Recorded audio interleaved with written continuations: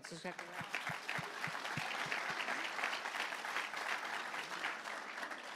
We're going to talk about several topics tonight. We're going to talk about inflation and the economy because I think that's what every family is suffering with right now. Every family right now is struggling to prioritize what their costs will be. We'll talk a little bit about our border. We're going to give you guys a chance to ask us some questions. So if you want to be talking about something or ask a specific question on a topic, you'll get the chance to do that so you can be thinking about it. We're going to visit a little bit about this vice presidential candidate that Kamala has chosen, Tim Walz. I happen to know him pretty well, being my neighboring state, and we have taken just this last year, the last few months, over 7,000 Minnesotans and moved them over to South Dakota. We've had tens of thousands of Minnesotans who have decided to leave his state and come to South Dakota because of his policies and his dictator-type leadership skills that have been so devastating for his state. And then we're going to talk about the American dream and what that means. What does it look like under the choices that we have on the ballot this fall?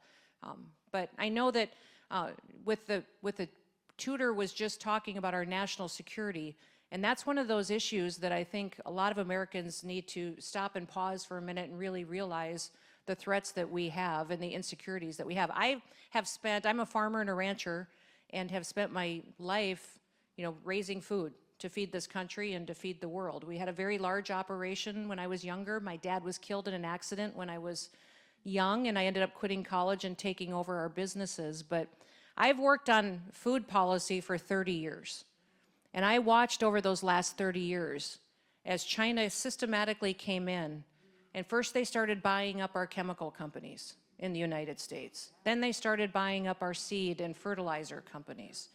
Then we saw America, for a period of time, embrace selling citizenship to the United States for investment in our processing facilities. The vast majority of our processing facilities and meat packing plants are owned by Chinese companies now, and people that are affiliated with the CCP. Now we have seen them come in, they've manipulated their currency, they've stolen our genetics and our IP, and now we're watching them buy our land and completing that full circle of our food production in the United States. China has had 1,000 years plan for world domination. They've been trying to take out the United States of America for hundreds of years. For the last 200 years, we have been a threat to them ever since we were established because we were so different in the experiment that our founders gave us. They gave us the most wonderful experiment in the history of the world by giving us this republic, and it was so different. And China has seen us as we rose to be the world's power as a threat to them, and they have a long-term plan to take us out, and they will make their people suffer in order to get that plan complete. If we think a pandemic was scary, wait until they control our food supply. And wait until you go to the grocery store and you realize you can't get food to feed your family because China's decided that you can't get your food. Did you know that they own quite a bit of our ports in the United States? The LA port that you hear Newsom bragging about all the time, it's 90% owned by Chinese companies and Chinese officials. They have started hoarding their shipping containers in China. Everything in this world that gets shipped across the ocean goes in a shipping container, doesn't it? Why do you think that they're keeping the shipping containers? So that we don't have access to them. That's what this election is about. That's how important it is to get President Trump back in the White House so that we have a strong leader that stands up for America, puts China back in its place, separates them between Russia and Iran. And when we can fight any of those enemies and beat them today, if they're all together, it gets really tough for us to win that battle if they're partnering together. And that's what this election is about, is what will America look like if we have a weak leader back in the White House like Kamala Harris? And can we be protected from the invasion of China with this administration? No, we already know that Governor Walz is obsessed with China. He's lived there. His good grief, his wedding anniversary, he chose the massacre at Tiananmen Square, so it would be memorable. This is a man who idolizes the CCP, and I have a little bit different experience than the governor because I come from the manufacturing world, so I saw it from what they did to the manufacturing world, and I saw foundry after foundry after foundry close because the Chinese were coming in offering the lowest prices, and they were pirating all, same thing, stealing our technology. And I will tell you today There are not many people who come out of college and say, I would love to start a steel foundry. It's kind of a generational thing, sort of something that gets passed down, same as farms.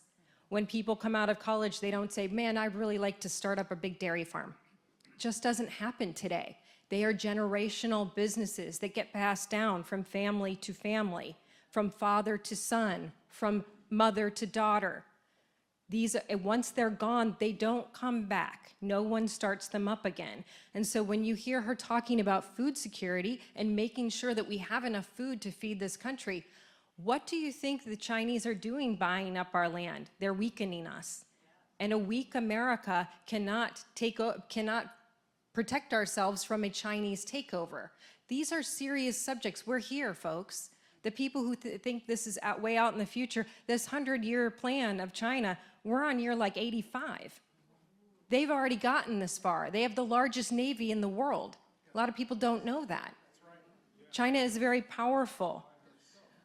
Our president decided to sit down and address the nation and tell the nation that he was stepping out of the presidential race. Didn't mention that he was doing it because he's cognitively declining. But he did announce that he was going to sit down and tell the world this. At the same time, China and Russia flew together off the coast of Alaska. First time they've ever flown together. It's here.